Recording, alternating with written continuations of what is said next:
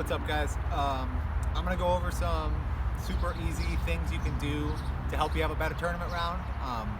These are mostly thought process things rather than physical things you can do. Like, I'm gonna go over like a warm-up routine basically. So what we're gonna say is like, how do I want to get prepared to go play a serious round of golf? Like, what should I be doing and what shouldn't I be doing when I warm up? So for me, the first thing I do when I warm up is usually I go throw a little bit first.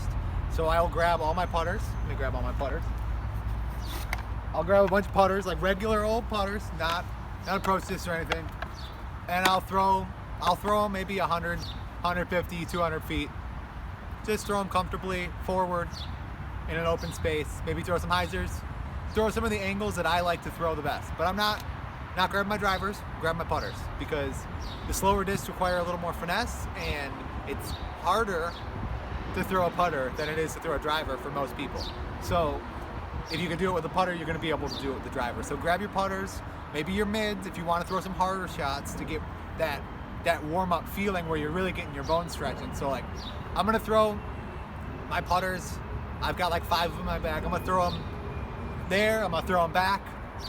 Maybe do that one more time. So at that point, I've got about 15 to 20 throws in.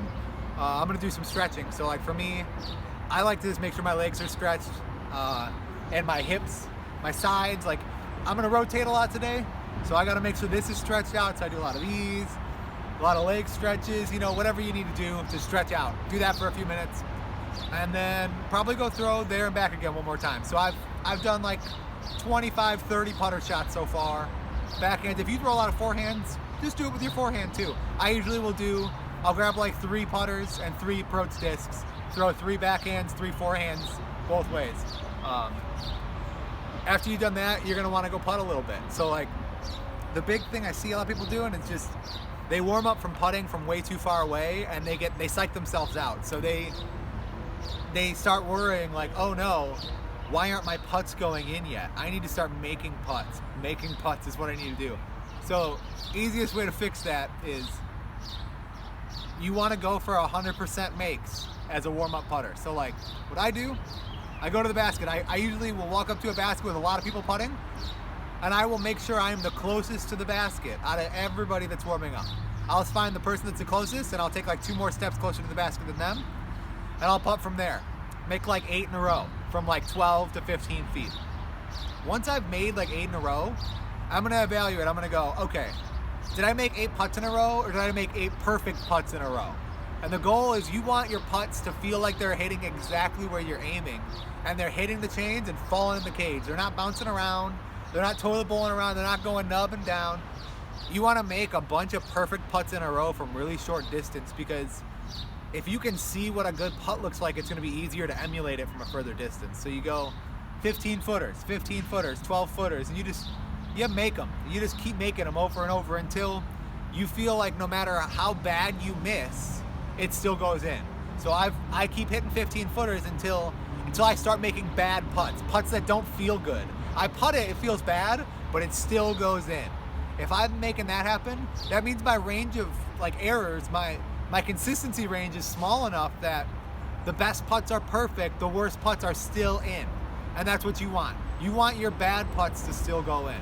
So 15, 20 putts at that range, and I'm just trying to make 100% of the putts I can make. So at this point, it's probably been 15 minutes I've been warming up.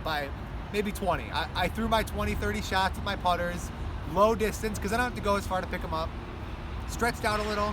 I warmed up some short putts. At this point, I'll usually go to like 50, 60 feet.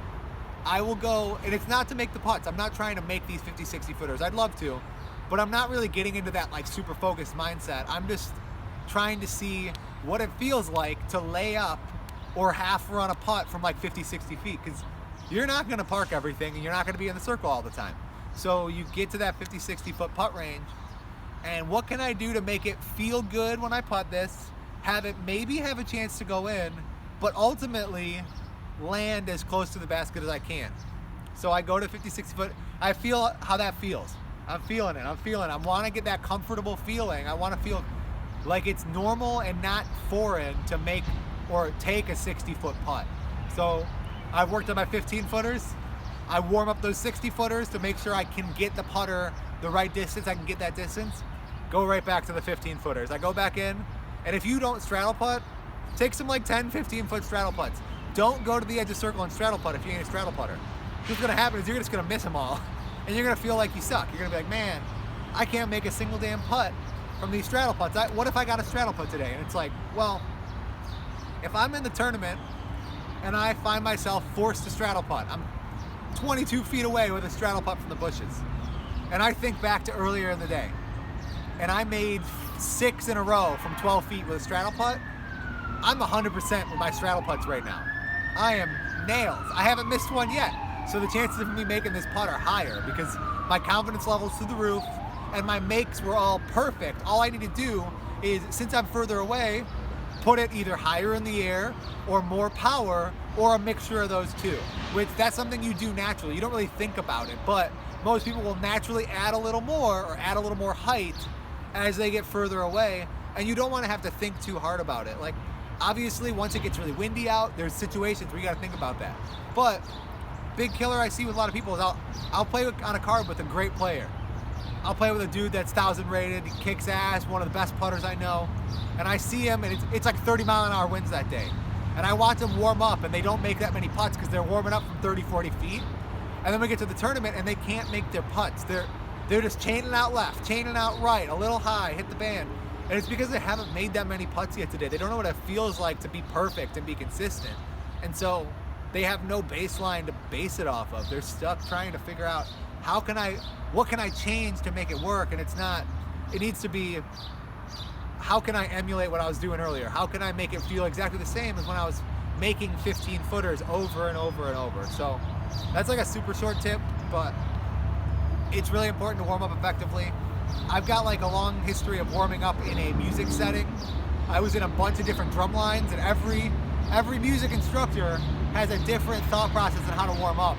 And by the time I got to the end of my career doing it, I had done all these warm-up processes where, like, one group I was in, we had a 35, 40-minute warm-up where we ran through every skill set we possibly could work on to make sure it was all nails and it was all lined up. And I was in a drum line where we played like one rep of the short exercise we do, and then we get out there and we have a good time.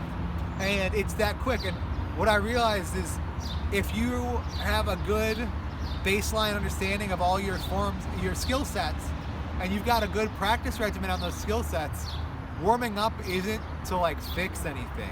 Warming up is to make sure you do your skill sets correctly. And if you can use your mind to get your skill sets correct, you don't have to warm up. I can't tell you how many times I've stepped out of the car, walk up to the basket and have like a 100-foot putt from the car to the basket and I nail it. And it's because I thought about all the right things to do and I did them rather than focusing on making sure my arm feels good or my legs are warmed up and I'm ready. And it's like, no, if you do all the technique correctly, it's probably gonna work out. And that's what I realized now when I play drums, like, I never warm up because I don't need to. I know what I need to do to play the stuff correctly. So I'm just gonna do it right away. I'm not gonna worry about the fact that my hands aren't ready to do it, because that's a bunch of baloney. That's not true. So the big, like, if I could sum it up into like one sentence, it's you're not gonna learn anything new while warming up, so stop trying to. Stop trying to fix your problems while you're warming up. Stop trying to learn new skills while you're warming up.